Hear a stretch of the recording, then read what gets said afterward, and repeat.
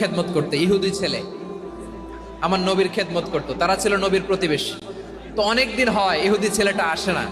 বিশ্বনবী খোঁজ দিলেন, ঘটনা কি? একটা ইহুদি ছেলে না আমার খেদমতে আসতো, ছেলেটা কই? খোঁজ নিয়ে জানলেন ছেলেটা অসুস্থ।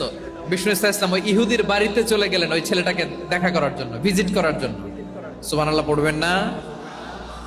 গেলেন, যে দেখে ইহুদি ছেলেটা মুমূর্ষ, জান জান যায় যায় ভাব, বিছানায় পড়ে আছে, তার বাবা দাঁড়ানো। বিশ্বনবী তার মাথার পাশে বসলেন, মাথায় হাত বুলিয়ে দিলেন, আর ছেলেটাকে বললেন, আসলিম, হে ইহুদি ছেলে, আসলিম, ইসলাম ধর্ম গ্রহণ করো। তো ছোট্ট ছেলে ভাবে আমরা ইহুদি, এখন ইসলাম ধর্ম গ্রহণ করলে আব্বা যদি বকা দেয়। ফানাযারা ইলা ওয়াজহি আবি, ছেলেটা তার বাবার চেহারার দিকে তাকালো, দেখি আব্বা কি কয়। আব্বা যদি বলে তাইলে ইসলাম ধর্ম গ্রহণ করবে। ইহুদি ছেলেটা তার বাবার দিকে যখন তাকালো, ওর বাবা বলে, আতি আবুল কাসিম, আবুল কাসিম যা বলে তাই করো। আবুল কাসিম হচ্ছে বিষ্ণু ইসলামের একটা কুনিয়াত, উপনাম। আমার রাসূলের বড় ছেলের নাম ছিল কাসেম। যেমন দেখবেন আমাদের এলাকায় কারো ছেলের বড় ছেলের নাম যদি হয় আব্দুল্লাহ, এরা আব্দুল্লাহর বাপ বলে ডাকে। কারো বড় মেয়ের নাম যদি হয় ফাতেমা, এরা কি ডাকে? ফাতেমার বাপ বলে না? তো বিষ্ণু ইসলামের বড় ছেলের নাম ছিল কাসেম। ইহুদি বাবা বলল, আতি আবুল কাসেম, আবুল কাসেম যা বলে তাই শোনো, মানে মোহাম্মদ যা বলে তাই শোনো। এই কথা শুনে ছেলে সাহস পাইছে, ছেলে আবার পড়তে আরম্ভ করলো, আশহাদু আল্লাহ ইলাহা ইল্লাল্লাহ ওয়া আশহাদু আন্না মুহাম্মাদার রাসূলুল্লাহ, পড়েন আল্লাহু আকবার।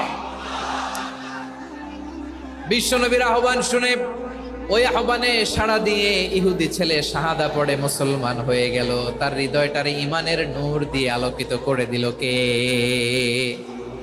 প্রিয় ভাইরা, এবার রাসূল সাল্লাল্লাহু আলাইহি ওয়াসাল্লাম বের হয়ে আসলেন ঘর থেকে, আর বললেন, আলহামদুলিল্লাহিল্লাযী আনকাযাহু মিনান নার, প্রশংসা সে আল্লাহর, যে আল্লাহ জাহান্নামে চলে যাচ্ছিল প্রায় এমন একটা লোককে মুহূর্তের মধ্যে কালেমায়ে শাহাদাতের বদৌলতে জান্নাতি বানায় দিলেন। আওয়াজ করে পড়েন সুবহানাল্লাহ।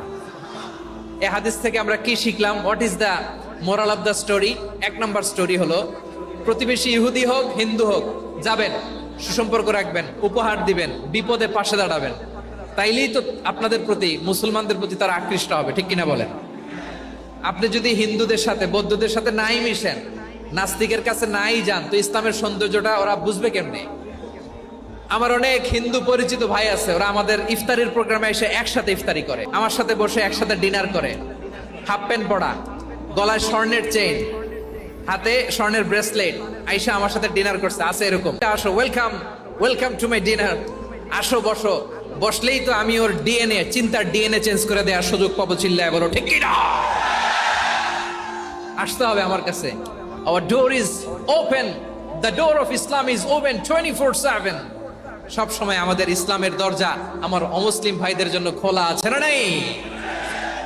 এই হাদিস থেকে দুইটা শিক্ষা। এক নম্বর শিক্ষা, প্রতিবেশী মুসলিম হোক অমুসলিম হোক, যান, অসুস্থ হইলে একটু আপেল নিয়ে যান, আঙ্গুর নিয়ে যান, কমলা নিয়ে যান, তাদের সাথে ভালো আচরণ করেন। ইসলামের বিউটি দেখে, সৌন্দর্য দেখে অবাক হবে, নসিব ভালো হলে কোনোদিন কালিমা পড়ে মুসলমান হয়ে যাবে, ঠিক কিনা বলেন? তাহলে অমুসলিমের সাথে ভালো সম্পর্ক। বিশ্বনবী ইহুদির বাড়িতে গেলেন, ইহুদির বাড়ি, আর আমার মুসলমান ভাই আমার কাফের বলে, এরকম আছে না নাই? মুসলিম মুসলিমরা দেখতে পারে না, সহ্য করতে পারে। বিশ্বনবী সাল্লাল্লাহু আলাইহি ওয়াসাল্লাম ইহুদির বাড়িতে গেলেন, এটা একটা শিক্ষা। আরেকটা শিক্ষা হলো, এই হাদিস থেকে আমাদের শিক্ষা হলো, আমার প্রতিবেশী যেই ধর্মের হোক আমি সম্পর্ক রাখবো। অসুস্থ হলে যাব, কি বলেন ভাইরা? যাবেন না? যাবেন না আপনারা? আচ্ছা, দুই নম্বর শিক্ষা হলো, বিষ্ণু ইসলামের খাদেম ছিল ইহুদি, এতদিন খেদমত করলো, একদিনও বিশ্বনবী ওরে কালিমার দাওয়াত দেয় নাই। কারণ কি? বিশ্বনবী একটা ভালো সময়ের অপেক্ষা করতেছিলেন, প্রপার টাইমিং। দাঈর কাজ হচ্ছে দাঈ ইলাল্লাহ, সে হচ্ছে সুযোগ সন্ধানী। দাঈ সুযোগ খোঁজে, কখন দাওয়া দিলে